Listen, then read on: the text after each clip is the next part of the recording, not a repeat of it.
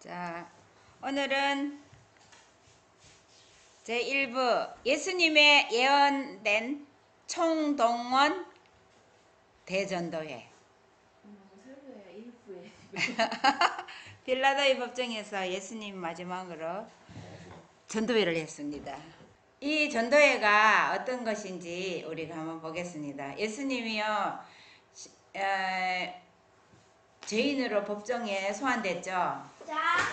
그런데 죄가 하나도 없어요. 끝까지 저거를 해도. 그런데 예수님이 전도를 한 거예요. 전도를 했는데 거기에 있는 빌라도나 헤롯이나 이런 사람들은 전도를 안만 해도 안 들어가는데 옆에 있던 강도는 구원받았습니다. 아니 제목이 뭐예요? 자, 예루살렘에 있던 재판정의 장면은 지구 역사의 마지막 장면에 일어날 것을 상징한다. 이렇게 마지막 날에도 그 예루살렘에서 빌라도 앞에서 그렇게 했던 그것이 우리들 앞에서도 또 재현될 것입니다. 우리는 어떤 사람인가 그리스도의 성품을 받아서 하나님께 영광을 돌려야 되는데 예수님처럼 그렇게 십자가를 지고 모욕을 하고 이렇게 해도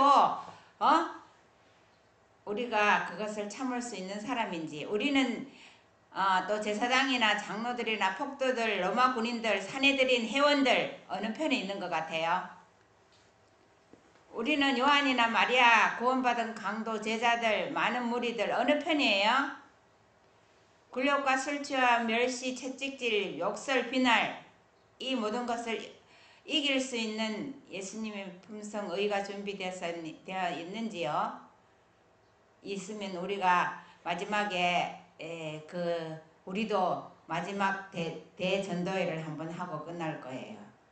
창세기 3장 15절에 보면은요, 예수님이 아담에게 말했어요. 내가 너로 여자와 원수가 되게 하고 너의 후손도 여자의 후손과 원수가 되게 하려니 여자의 후손은 내 머리를 상하게 할 것이요 너는 그의 발꿈치를 상하게 할 것이니라고 하시고, 여기서부터 벌써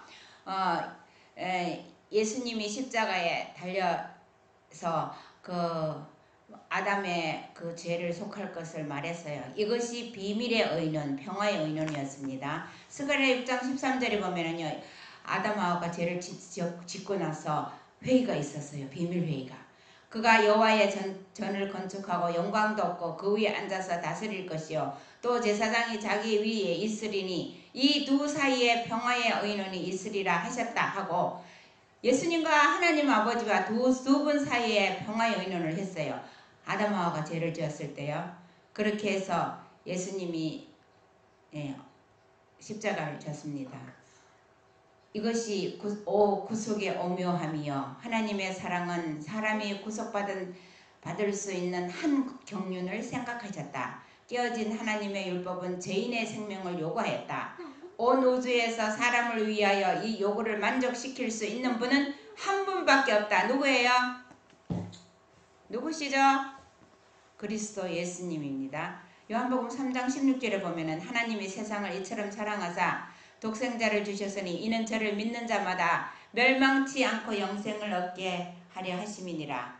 하나님이 예수님을 보내신 것은, 독생자를 보내신 것은 우리를 사랑하사 용서하고 영생을 주는 겁니다. 이것도 참 우리가 이해할 수 없는 것입니다. 어떻게 죄를 예수님께 다 드려서 그거를 우리를 용서하시는지, 예수님은 또 죄를 어떻게 다 가져가시는지.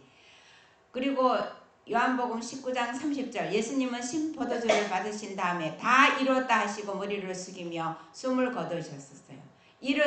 여기에서 다 이루었다 했을 때에 이때에 마귀가 하늘에서 번개처럼 떨어졌습니다. 계시록 13장 8절에 보면 창세로부터 죽임을 당한 어린 양의 생명책에 창세 이후로 용명되지 못하고 이 땅에 사는 자들은 다 짐승에게 경배하리라. 우리가 예수님은요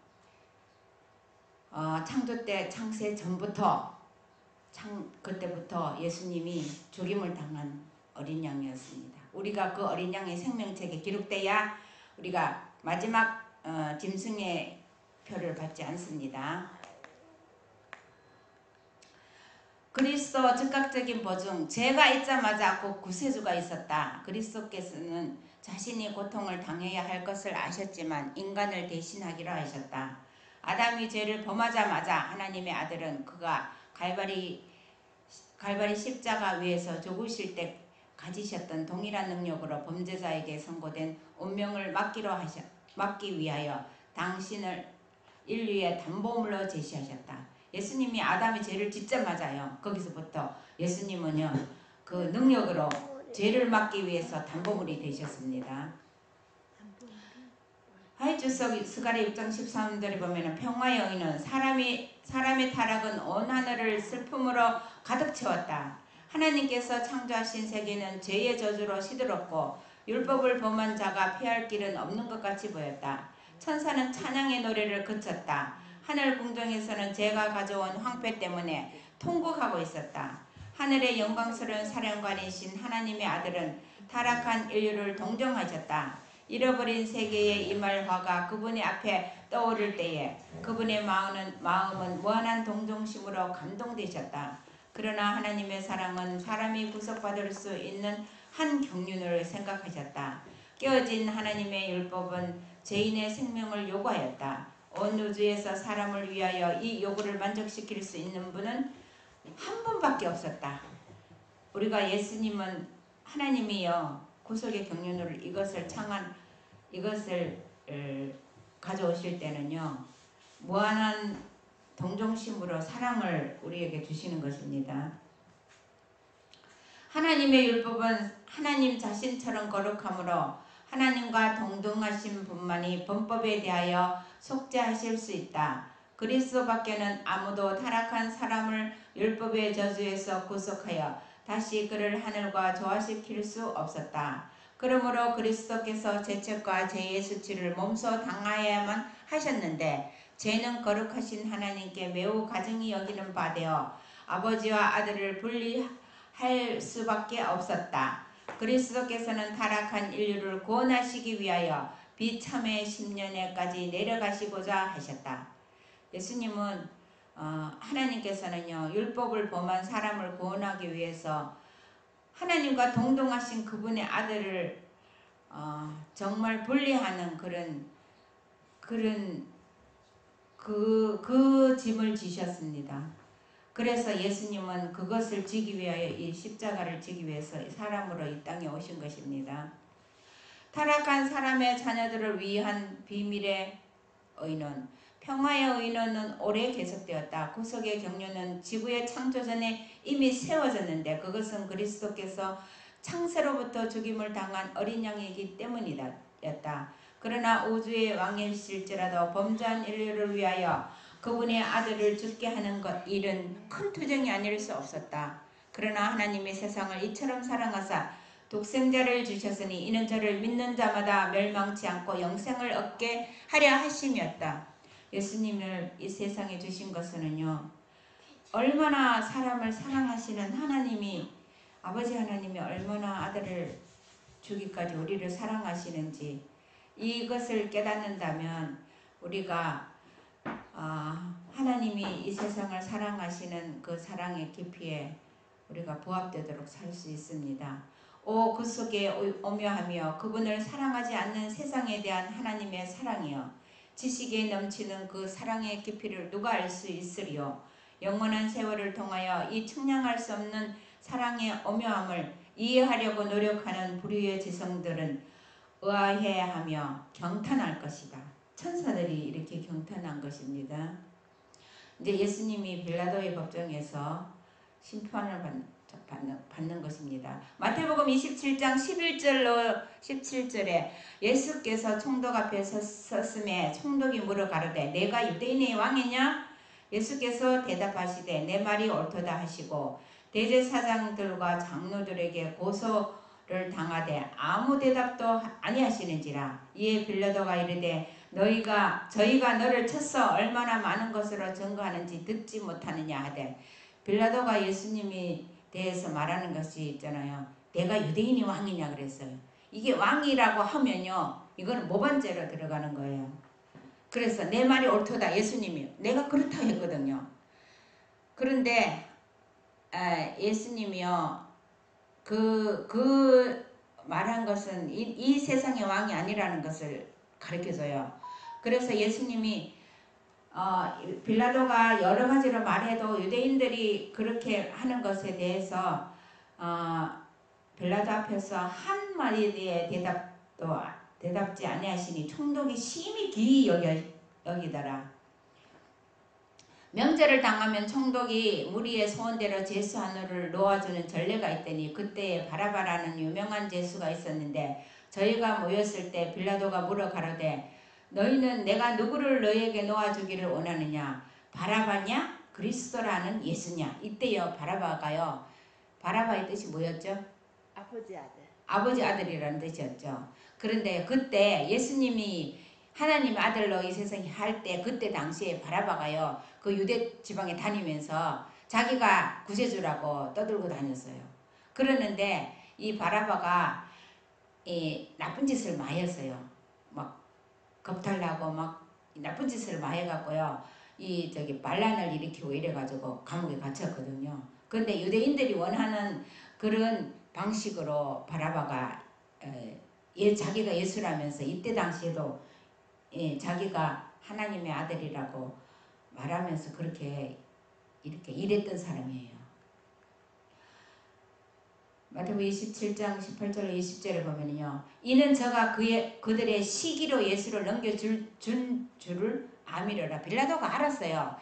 이 사람들이 알고 이렇게 빌라도가 예수님한테 이렇게 묻는 거는요. 이거는 모르고 말하는 것이 아니었어요. 총독이 재판자리에 앉았을 때 그 아내가 사람을 보내어 가로되 저 옳은 사람에게 아무 상관도 하지 마옵소서. 오늘 꿈에 내가 그 사람을 인하여 애를 많이 썼나이다 하더라. 제사장들과 장로들이 무리를 권하여 바라바를 달라 하게 하고 예수를 멸하자 하게 하였더니 이 빌라도의 아내가 준 편지를 한번 보세요. 7에서 7절 32절에 보면은요. 그리스도의 기도의 응답으로 빌라도의 부인은 하늘에서 온 천사의 방문을 받았으며 꿈속에서 그녀는 구주를 바라보고 그분과 더불어 담화하였다.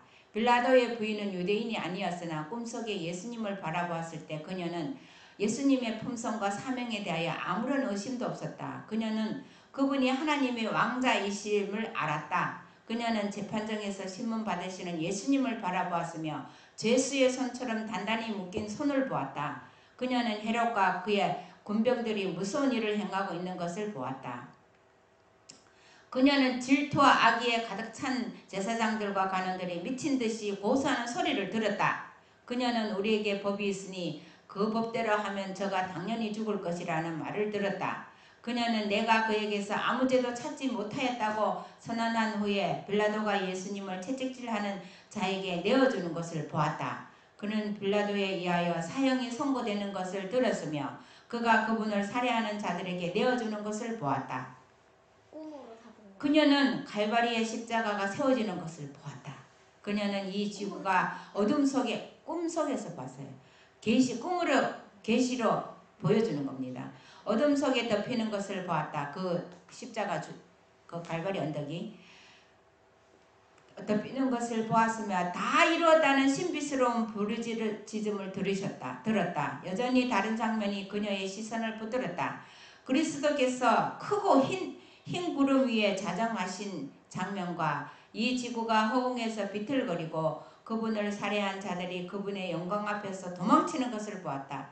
그 여인은 몹시 놀라 큰 소리를 지르며 잠에서 깨었다. 그리고 즉시 빌라도에게 경고의 기별을 서번했다. 이 빌라도의 부인이 구원을 받았을 것 같아서 이렇게 꿈속에까지 이렇게 빌라도를 구원하기 위해서 또 예수님이요 그 부인의 꿈으로 또 이렇게 나타내셨어요. 그 마지막에 부활하실 때 그 예수님께서 만약 그 재림하실 때 그 사람들이 다 도망가고 심판받는 거 보고 놀라가지고 그쵸? 빌라도가 어떻게 할 것인지를 망설이고 있는 동안에 한 사신이 군중들을 해치고 들어와서 그 부인의 보낸 편지를 전달했는데 그 사연은 아래와 같다. 사람이 그 부인이에요? 저 옳은 사람에게 아무 상관도 하지 마십시오. 오늘 꿈에 내가 그 사람을 인하여 애를 많이 썼나이다. 빌라도의 얼굴은 파랗게 질렸다. 그는 자신의 상반되는 감정 때문에 갈피를 잡을 수 없었다. 그러나 그가 행동하기를 지체하고 있는 동안 제사장들과 관원들은 백성들의 마음을 한층 더 격화시키고 있었다. 그들은 빌라도에게 결단을 내리도록 강요했다. 그 다음에 보면은요, 총독이 대답하여 가로되 둘 중에 누구를 너에게 놓아주기를 원하느냐? 가로되 바라바로소이다. 빌라도라가 가로되 그러면 그리스도 하는 예수를 내가 어떻게 하랴? 저희가 다 가로되 십자가에 못 박혀야 하겠나이다. 빌라도가 가로되 어찌 미뇨? 무슨 악한 일을 하였느냐? 저희가 더욱 소리를 질러 가로되 십자가에 못 박혀야 하겠나이다. 빌라도가 아무 호연도 없이 도리어 밀란이 일어나는 것을 보고 물을 가져다가 무리 앞에 손을 씻으며 가로되 이 사람의 피에 대하여 나는 무죄하니 너희가 당하라. 빌라도가요, 아무리 이렇게 물을 갖다 씻어도요, 죄는 빌라도에게 의해서 정죄되기 때문에 사해질 수 없어요. 백성이 다 대답하여 가라되 그 피를 우리와 우리 자손에게 돌릴지어다 하거늘 이에 바라바는 저에게 놓아주고 예수는 채찍질하고 십자가에 못 박게 넘겨주니라. 이에 총독의 군병들이 예수를 데리고 관정 안으로 들어가서 온 군대를 그에게 모으고 이것이요, 그의 피를 우리와 우리 자손에게 돌릴지라 했잖아요. 지금 이스라엘 땅이 얼마나 황무지가 되어버렸고 그 이슬람 교도들이 그 예루살렘 성전 지었는 데다가 이슬람 전당을 다 지어가지고 그냥 그렇게 다 돼버리고 말대로 됐네요. 그 자기들이 그 피를 우리가 우리 자손에게 돌려달라고 했잖아요. 예수님에 대해서 했는 것이요, 이 유대인들의 이 역사를 다 밟고 있습니다. 그의 옷을 벗기고 홍포를 입히며 가시 면류관을 엮어 그물에 씌우고 갈대를 그 오른손에 들리고 그 앞에 무릎을 꿇고 희롱하여 가로되 유대인의 왕이여 평안할지어다 하며 그에게 침 뱉고 갈대를 빼앗아 그 머리를 치더라. 희롱을 다 한 후에 홍포를 벗기고 도로 그 옷을 입혀 십자가에 못 박으려고 끌고 나가니라. 예수님이 이렇게 하는데 우리는 능력이 없어서 그냥 가만히 있지만 예수님이 능력이 있는데도 이것을 다 저들이 하는 일을 저들이 알지 못합니다. 아버지여 저들의 죄를 사하여 주옵소서. 계속 중얼거렸어요. 예수님은요. 이렇게 할 수 있는 거가 이것이 최후의 뒤에는 나오는데요. 사단이 예수님이 이적을 행하라고 신성을 행하라고 이렇게 온갖 희롱을 다 하는 거예요. 그리스도께서는 죄수로 포박되어 로마 총독 빌라도의 재판정에서 서셨다. 감시하는 군사들이 그분을 둘러섰고 재판장은 구경들로 꽉 찼다. 출입문 바깥에는 사내들의 재판관들과 제사장들, 관원들과 장로들과 폭도들이 서 있었다. 이때는요, 사내들이는 오늘날 국회의원은 세상에서 우리나라는 뭐 이런 데는 다 세상에서 훌륭한 사람들을 뭐라고 하잖아요. 이때는요, 교회의 장로, 교회에 다 하나님 믿는 사람들의 제일 잘 믿는다고 하는 사람들이 모인 곳이 이 사내들인 회의입니다. 예수님을 정죄한 후에 사내들인 의회는 선고를 확인받아 집행하기 위하여 빌라도에 갔다. 이 당시에는요, 유대인들 사내들인 여기서는요, 사람을 죽일 수 있는 권한이 없었어요. 이 로마에서 정부에서요, 이 유대인들의 사내들인 회원들이요, 종교에 의해서 사람들을 무죄하게 그거를 사형시키고 하는 걸 알고요, 로마 법정에서 사형권은 로마에서 재가를 받아야 된다고 정해놔 버렸어요. 그러나 이들 유대인 관리들은 로마인의 법정에 들어가려 하지 않았다. 그 6월절이 되거나 안식일이 되거나 이러면요, 빌라도 법정에 가는 사람은 부정하다고 다 안 들어가려고 그랬어요.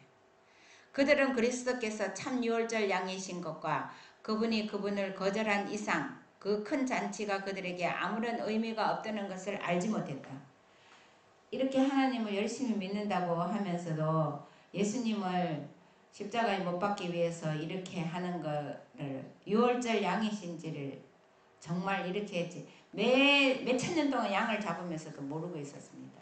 빌라도는 그가 지금까지 온갖 종류의 죄수들을 다루었으나 이와 같이 선량하고 고상한 특성을 풍기는 사람이 그 앞에 온 일이 전혀 없었다. 그는 예수님의 얼굴에서 죄의 흔적이나 두려워하는 표정이나 완고하거나 도전적인 태도를 찾아볼 수가 없었다. 그는 정숙하고 존귀한 태도를 지닌 사람, 범죄자의 흔적이 없고 하늘의 특색을 지닌 사람을 보았다. 빌라도가 보니까는 이런 죄인이라고 데려왔는데, 사형을 시키라고 죄인이라고 데려왔는데 이런 사람을 세상에서는 처음 봤거든요. 그래서 놀라고 있는 것입니다. 그리스도의 용모는 빌라도에게 좋은 인상을 주었다. 그의 선한 본성이 일깨워졌다. 그는 이미 예수님과 그분의 사업에 대하여 들어 알고 있었다. 그의 아내는 병자를 고치고 죽은 자를 살리신 갈릴리의 선지자가 행한 놀라운 일들을 그에게 말해주었다. 이제 그것이 꿈처럼 빌라도의 마음에 다 회상되었다. 그는 여러 곳에서 들은 소문을 다시 회상하였다. 그는 유대인들에게 그 죄수를 고소하는 제목이 무엇인지를 묻기로 결심하였다. 빌라도가 좀 우유부단하고 아무나 이 사내들인에서 가져오면 사람들을 뭐 제가를 잘해줬는데 이 사람에 대해서는 안 하거든요. 아내가 저기 예수님이라는 사람이 병자를 고치고 죽은 사람 살리고 이런 얘기를 많이 해줬나 봐요. 빌라도는 이 사람이 누구면 어디서 데려왔느냐, 너희가 무슨 일로 이 사람을 고소하느냐고 물었다. 유대인들은 당황하여 어찌할 줄을 몰랐다. 그들은 그리스도를 구체적으로 정죄할 수는 없다는 것을 알고 있으므로 드러내놓고 신문하기를 원치 않았다. 그는 나사렛 예수라고 불리우는 한 기만자라고 대답했다. 기만자라고 말하는 기만자가 뭐야? 잠속이는 것. 또다시 빌라도는 너희가 무슨 일로 이 사람을 고소하느냐고 물었다. 제사장들은 그의 질문에 대답하지 않고 초조한 모습으로 이 사람이 행악자가 아니었다면 우리가 당신에게 넘기지 아니하였겠나이다라고 대답하였다. 사내들이를 구성하는 이 나라의 1인자들이 사형에 처할 만하다고 생각하는 사람을 당신에게 데려왔는데 그에 대하여 고소 제목이 왜 또 필요한가? 그들은 빌라도에게 자신들이 중요한 사람이란 인상을 주어서 그로 하여금 많은 예비신문을 거치지 않고 그들의 요구를 수락해 주기를 바랬어. 그냥 대충 하고 빨리 사형시키라고 그렇게 해주기를 바랬습니다. 이렇게 제사장들은요. 그리스도의 놀라운 이적을 목격한 백성들이 그들이 지금 열거하고 있는 거짓말과는 전혀 다른 말을 할 수 있다는 것을 알고 있었으므로 그들은 자신들이 한 선고에 대해서 속히 죄가 받게 되기를 열렬히 원했다. 이적을 행한 거 다 아는데 이거 얼렁뚱땅 해갖고 치우려고 그러는 거예요. 저희가 알기로는 일전에 빌라도가 사형에 처할 만한 죄가 없는 사람에게 사형 선고를 하고 그 사형 영장에 급히 서명한 일이 있었다. 제사장들은 빌라도가 예수님의 말을 듣지 않고 사형 선고를 내리기를 희망했다. 그들은 그들 민족의 대축제일에 드리는 청임으로 이것을 호의로 받아주도록 간청했다.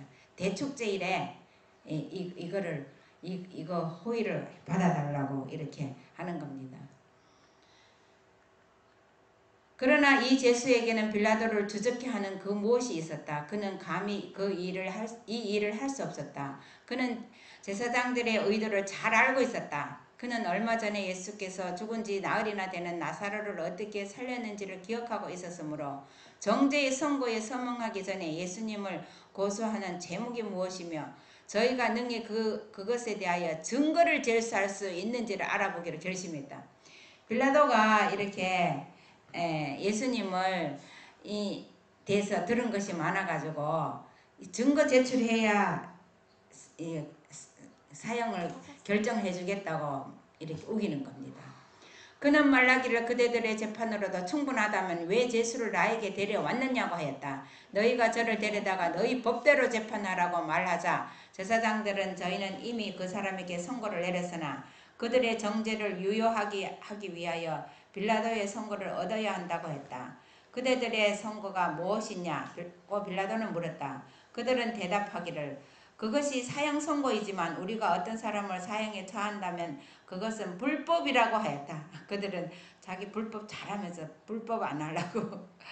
그들은 빌라도에게 그리스도가 유죄하다는 하다는 그의 말을 듣고 그들이 내린 선고를 집행하도록 요청하면서 결과에 대한 책임은 자기들이 지겠다고 하였다.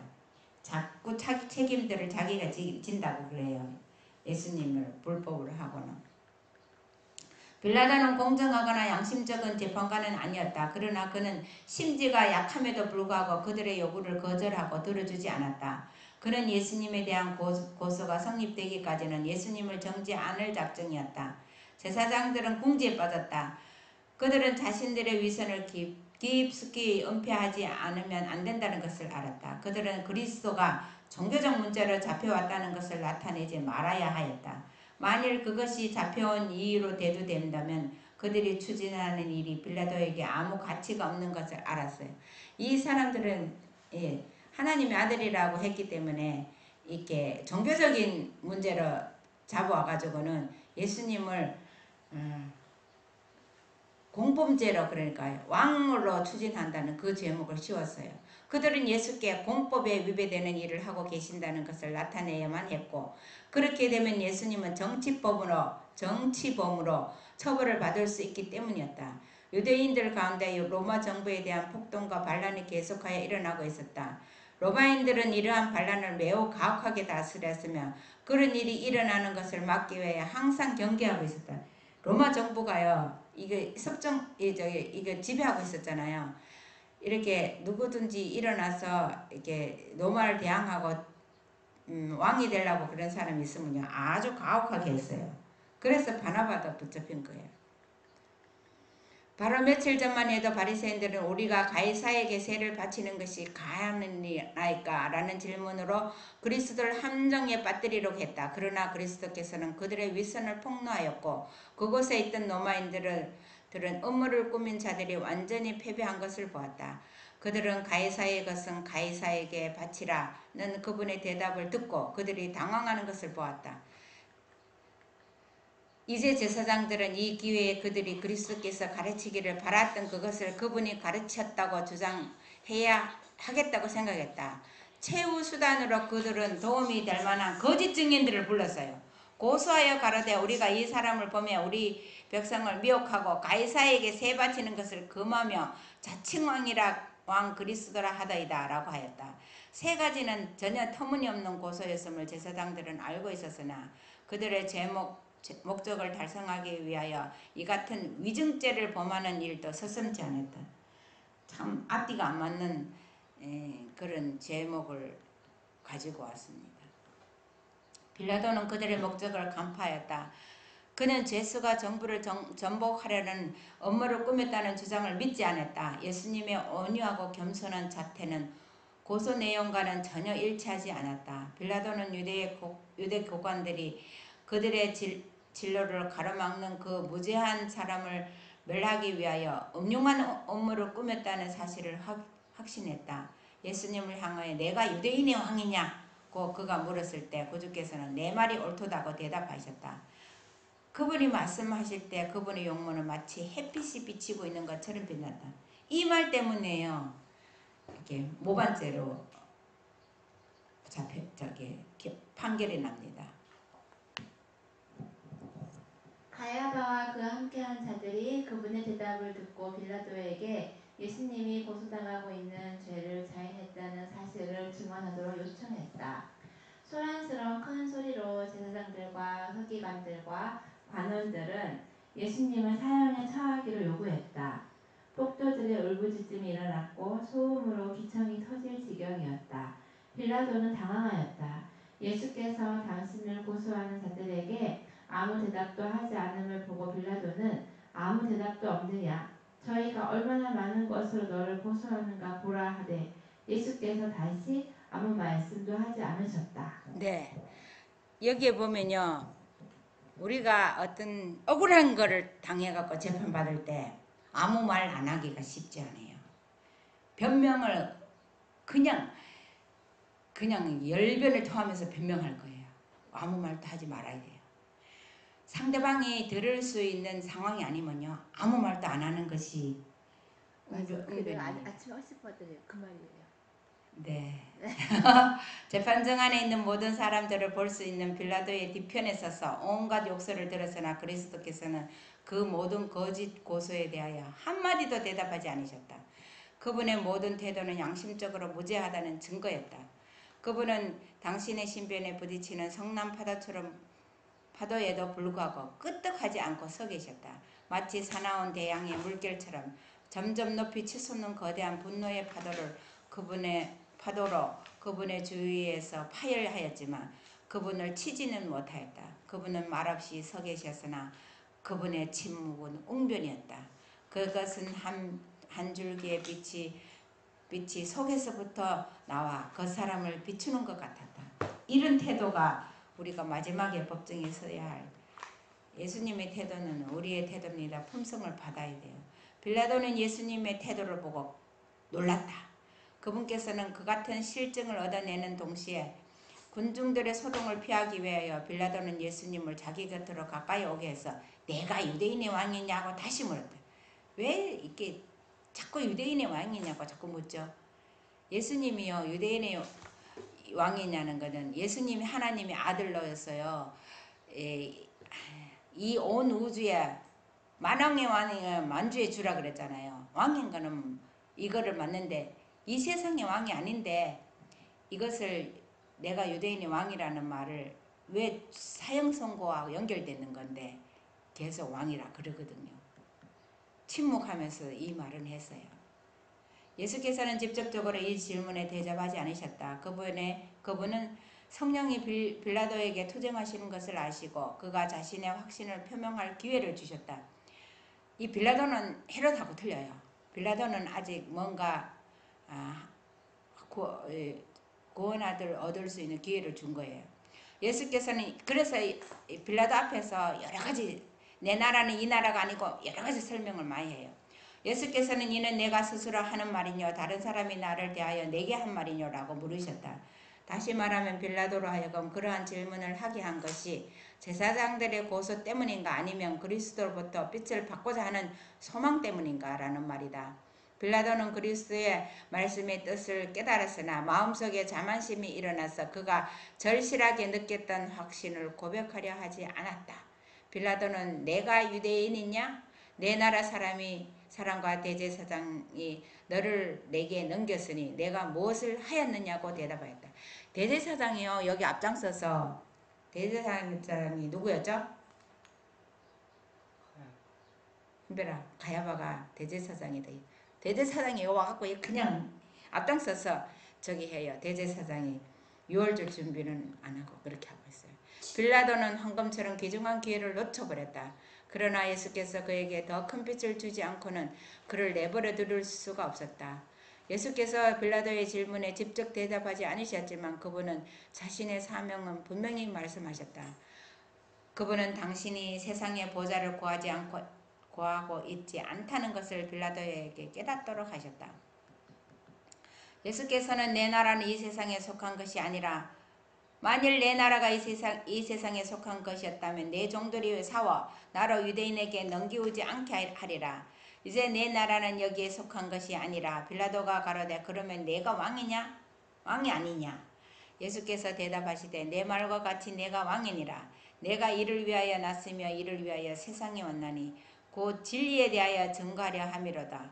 무릇 진리에 속한 자는 내 소리를 듣느니라고 말씀하셨다. 이때 또 빌라도가 진리가 뭐냐고 물어요. 그리스도께서는 당신의 말씀을 받아들일 준비가 되어 있는 자들에게는 그 말씀 자체가 말씀의 신비를 여는 열쇠가 된다고 말씀하셨다. 그 말씀은 스스로를 추천하는 능력을 가졌는데 바로 이것이 그분의 진리의 왕국을 높이는 비결이었다. 예수께서는 진리를 받아들이고 그것을 자기의 것으로 삼는 일만이 그의 황폐된 성질을 재건할 수 있는 유일한 길임을 빌라도가 깨닫기를 바랬다. 예수님을 아는 것이 진리를 아는 거예요. 예수님은 내가 곧 진리라 그랬거든요. 빌라도는 진리를 알고자 하는 열망을 가지고 있었다. 그러기에 그의 마음은 혼란하였다. 그는 구주의 말씀을 열심히 붙잡았으며 그의 마음은 그것이 참으로 무엇이며 어떻게 얻을 수 있는지 알고 싶은 욕망으로 감동되었다. 진리가 무엇이냐고 물었다. 그러나 그는 대답을 기다리지 않았다. 법정 밖에 소란함이 그에게 시간의 중요성을 일깨워 주었는데 이는 제사장들이 그로 하여금 즉시 행동하도록 시끄럽게 굴었기 때문이다. 그는 유대인들에게 나아가 나는 그에게서 아무 죄도 찾지 못하였노라고 힘주어서 선언했다. 한 이방인 재판관 입에서 나온 이 말은 구주를 고소했던 이스라엘 관원들의 배신과 거짓에 대한 통렬한 견책이었다. 제사장들과 장로들이 빌라도에게서 이러한 말을 들었을 때 그의 실망과 분노는 끝이 없었다. 그들은 이런 기회를 얻기 위하여 오랫동안 음모를 꾸미고 기다려왔다. 이제 그들은 예수께서 석방할 가망이 보이자 그분을 갈갈이 찢을 듯이 보였다. 그들은 큰 소리로 빌라도를 탄핵하고 그가 로마 정부의 질책을 받게 될 것이라고 위협하였다. 그들은 그가 가이사에게 대항한 것이며 분명한 예수를 정죄하기를 거절하고 있다고 hir난했다. 이 제사장들과 장로들이 어떠한 이렇게 예수님을 빌라도가 석방하려고 보이니까는 예수님을 찢을 듯이 소리 질렀다. 여기에는요 사단이 이 모든 무리를 총동원 지휘를 하고 있었어요. 그들은 성난 음성으로 예수님의 선동적인 감화가 온 나라에 퍼졌다고 선언했다. 제사장들은 저가 온 유대에서 가르치고 갈릴리에서부터 시작하여 여기까지 와서 백성을 소동케 하나이다라고 말했다. 그때까지 빌라도는 예수님을 정죄할 생각이 초도 없었다. 유대인들이 증오와 편견을 가지고 예수님을 고소했다는 것을 그는 알고 있었다. 그는 자기의 의무가 무엇인지를 알았다. 공인은 예수님 그리스도의 즉각적인 석방을 요구하였으나 빌라도는 백성들의 악의를 두려워했다. 그가 예수님을 그들의 손에 넘겨주기를 거절하면 폭동이 일어날 것이다. 그는 그것을 두려워했대. 폭동이 일어날 걸 두려워서 한 사람의 생명을 판단하는 것을요 무리들이 원하는 대로 해주는 거예요. 그는 예수 그리스도께서 갈릴리에서 왔다는 말을 듣고 그 당시 예루살렘에 있던 그 지역의 통치자 헤롯에게 그리스도를 보내기로 결정하였다. 이러한 방법으로 빌라도는 신문의 책임을 헤롯에게 전가시키려고 했다. 그것은 또한 자신과 헤롯 사이에 오랜 분쟁을 종식시킬 좋은 기회라 생각했다. 그 일은 예상한 대로 되어서 두 장관은 구주의 신문을 계기로 서로 친구가 되었다. 헤롯하고 빌라도가 헷갈리죠. 빌라도는요 로마의 총독으로 대표로 와가 있었고 헤롯은요 분봉왕으로 거기 그 당시에 그 예루살렘을 지배하고 있었거든요. 근데 이 헤롯이요 그 요한을 죽인 침례 요한을 죽인 그 헤롯이에요. 그래서 이제 이 사람이 갈릴리에서 왔다고? 그러면 갈릴리의 분봉왕이 헤롯이니까 아이고 이제 내 짐을 떠맡겨가지고 이제 헤롯한테 전가시켜야 되겠다고 그렇게 생각했어요.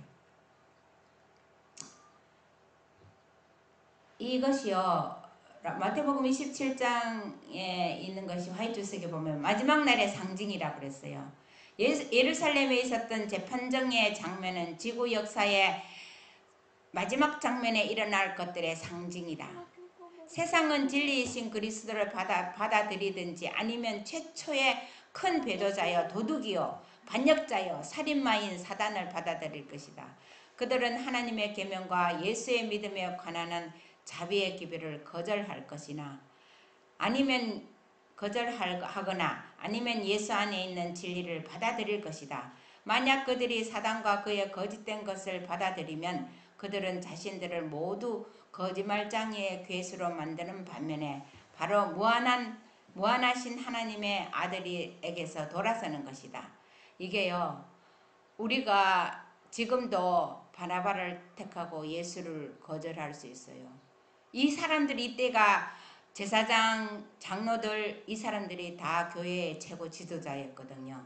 예수님을 하나님의 아들로 받아들이지 않는 사람은요 교회 안에서 사단을 섬기는 바나바를 선택하고 외치고 예수님을 십자가에 못 박는 일이 마지막 날에 분명히 있다고 했습니다. 이것이 마지막 날의 상징이라고 그랬거든요. 이 일들이 오늘날 있는데 내가 지금 오늘 어떤 입장에 있는지, 어떤 자세로 있는지, 정말 우리가 십자가를 지신 예수님의 자리에 십자가를 지고 서 있든지, 아니면 고소자가 되든지, 그 자리에서 제자들처럼 묵묵히 그 바라만 보고 있는지, 우리는 앞으로요 예수님처럼 십자가를 질 준비가 되어 있지 않으면요 다 같이 이렇게 예수님을 대적하는 그 무리 속에 있게 될 것입니다.